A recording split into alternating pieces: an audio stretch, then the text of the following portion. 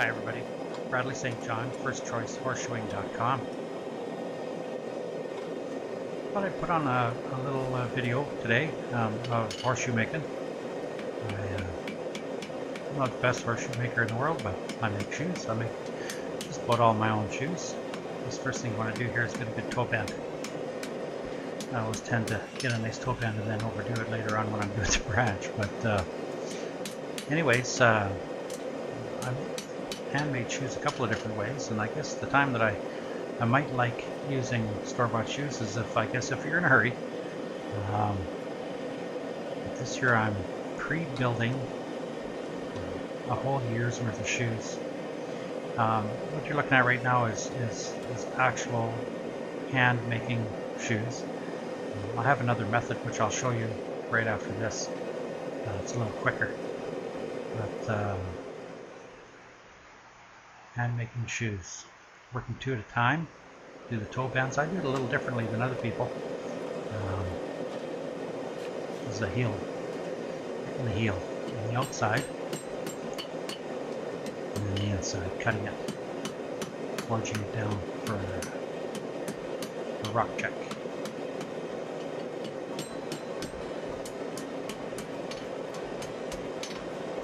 I tend to make the left shoe first and work the outside branch first.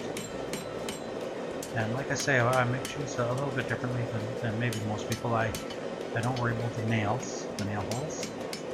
I get the shoe pretty much shaped and made first, and then I do the nail holes all at one time. I don't know, a lot of people think maybe that's not as efficient, but it works well for me. It's a routine I got into, and it just works.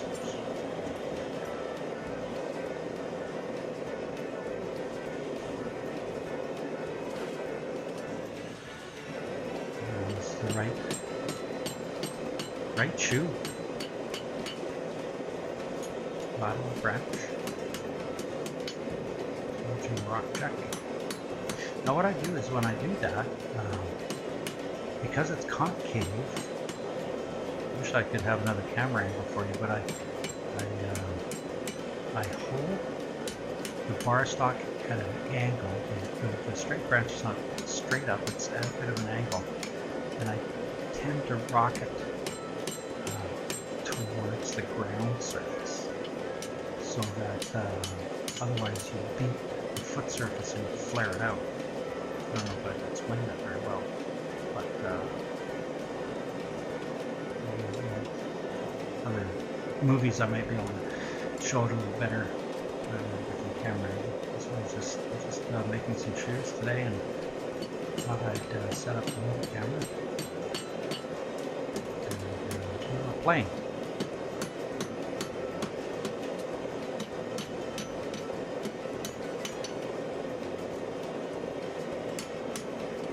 Say that I hope it has an angle on the horn too.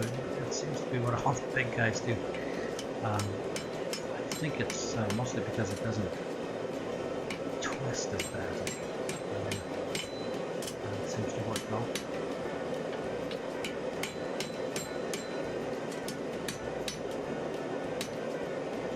My anvil is a double pick type anvil. And this one I had poured for me. It's a hollow core. It's the size of a 100-pound anvil, but only weighs 73 pounds. On the face of the anvil, there's no less than 1 inch of thickness, and the horn is solid on both ends. People say it rings a little more, but I find it doesn't. I have it mounted on wood and held down with wood, using magnets on it. It has a fairly nice stud. It's got a nice rebound action to it.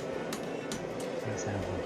I was going to get some poured. The guy that did this did it as a demonstration for me, so I can see how good his castings work. And I did get a bunch more for that.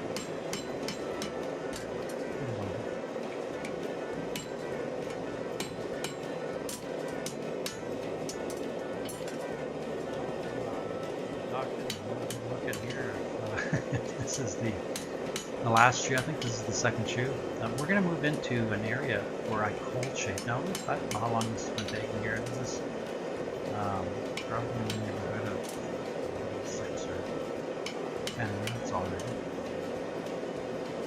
Maybe 6.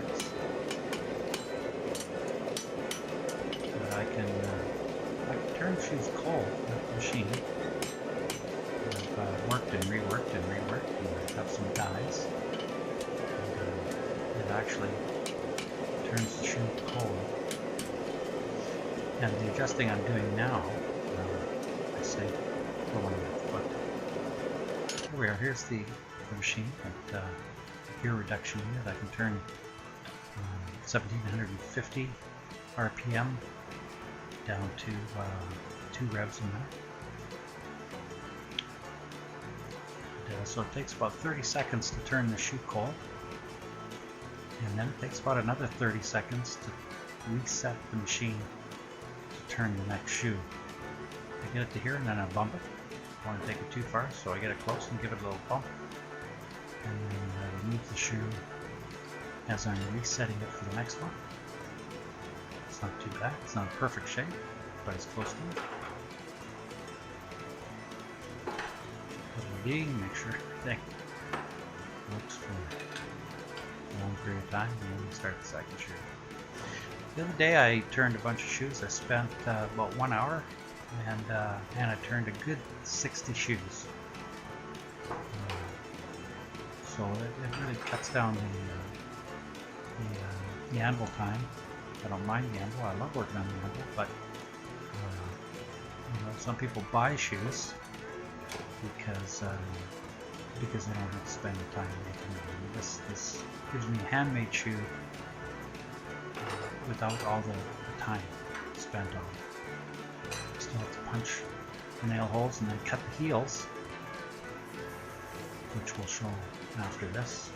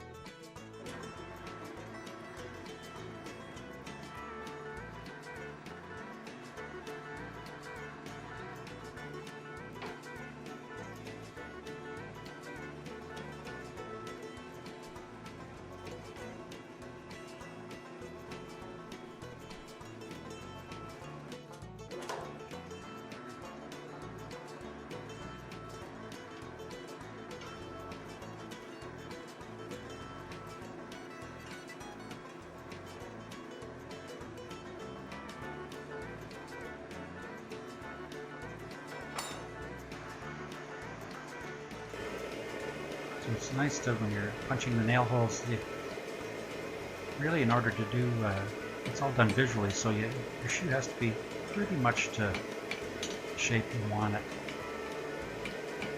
And so I stick it on and I hang the shoe, the inside of the web is over the edge of the anvil, and then my first toenails are just on the anvil.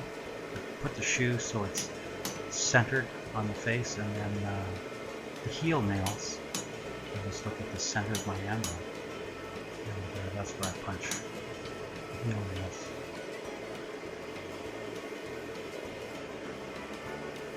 Do all the nail holes in one heat here. I stick 2 shoes in, a set, a pair, and when I pull the second one out is when I put another 2 in. So I'll just have a couple pairs in there. One heat, and I do punch the nail holes, the head set, the nail holes, and pritchel in sort of a a black to red black heat. The floor of my trailer is wooden, so I can actually hear, even with earplugs in, which I always wear, I can still hear the little end come flying out and hit the floor. In another video, I'll show you how I prep my pritchels and my punches. I use Horseshoes as a lubricant and a coolant. I like the tool to be as cool as possible and lubricate it. And you can see that maybe on the next shoe, when I do it, you'll see that the first 2, 3, 4 nail holes that I punch, the shoe just falls pretty much off the pritchel. Really sharp, no raspy edges, no hammer mark edges like a lot of guys do. And back punching now. Back punch. I have a number 1 nail pritchel that I use for a back punch. And it doesn't matter how nice you make your nail holes with the pritchel, they're never all that perfect, so I like to back punch it. You get a really nice rectangular hole.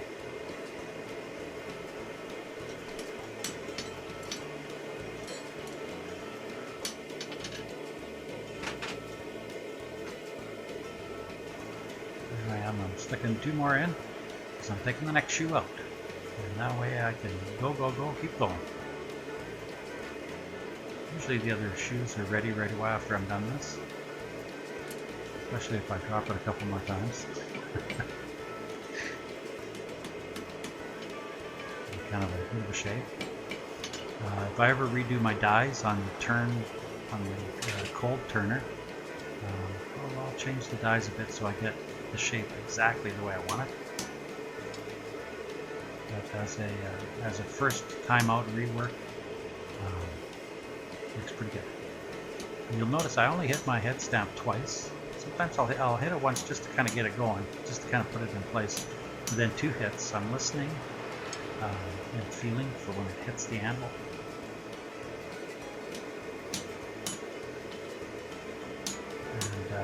And I can headset and punch and pritchel nails all day long, nail holes all day long, all week long, and never have to touch up the tools.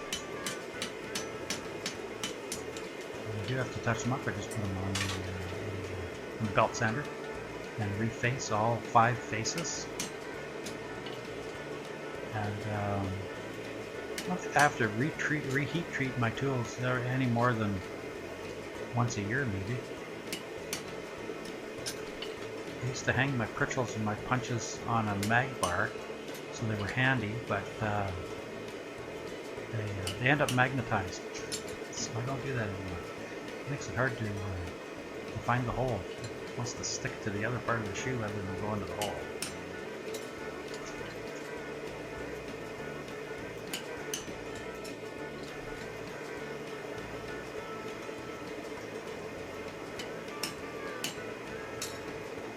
And sometimes I don't use enough Horseshoes to keep it lubricated enough.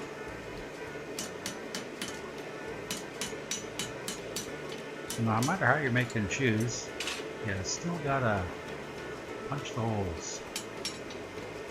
Back punch. The only extra step that I'm doing with the cold shaped shoes is the heel cut. But what I can do with it then is I have 3 different dies for 3 different size shoes that I can turn cold. And if I don't, I wait to cut the heel when I'm working on the horse, and that way I can get a nicer fit. I leave the shoes a little bit longer, and then when I measure the foot, I get the shoe ready, and when I go to cut it, that's when I can choose the length of the shoe. So using the heel cutter is not a bad thing.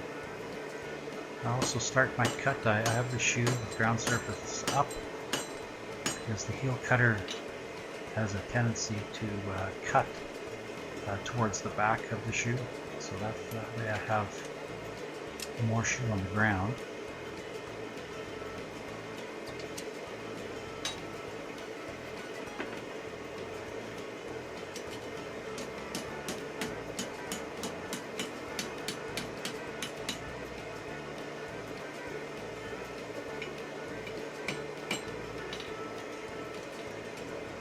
try not to get too fussy with the shape. Right about now, I like it to be in the shape, of course. But I try not to get too fussy. I guess the time to get fussy shaping shoes is when you're going to get ready to put them on a horse.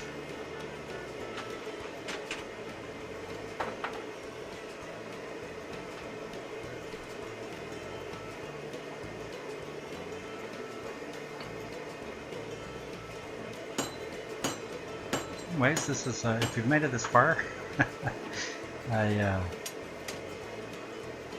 guess it's been fun for me to do this. Anyways, it's been kind of a fun thing. I'd like to do more of them. Maybe on how to make bunches and pretzels and such. And, anyways, I guess I could say I'm Bradley St. John. First Choice Horseshoeing.com. You're already here though. First Choice Horseshoeing in the Kootenays. And